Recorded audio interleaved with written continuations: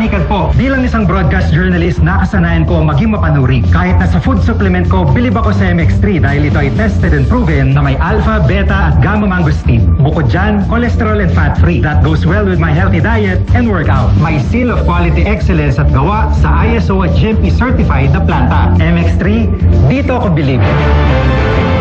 Mahalagang paalala, ang MX3 capsule ay hindi gamot at hindi dapat gamiting panggamot sa anumang uri ng sakit.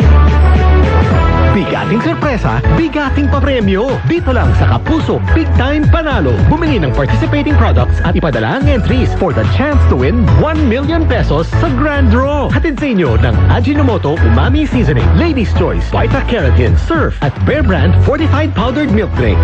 Sali na! See posters and print ads for details. Promo runs from April 27 to July 5, 2024 per DOH FDA CFRR permit number 0486 series of 2024. Pakinggan ngayong Biyernes sa Suma sa Puso. Ewan ko pero parang ayaw niya sa akin para sa'yo eh. Narinig mo naman, diba? May mga nababanggit siyang ibang babae. Yung isa nag-teacher, yung isa naman abogas siya. Samantalang ako, eto, factory worker, hindi pa nakapag-kolehiyo. Suma sa puso. Nandito na ang Santone Plus Gold, ang supplement na may pinagsamang mangosteen, moringa, garlic, ampalaya at spirulina. Mabibili sa Mercury Drug, Watson's, TGP, South Star Drug at sa Yes to Health Office sa Quezon City o tumawag sa 0969-671-1262.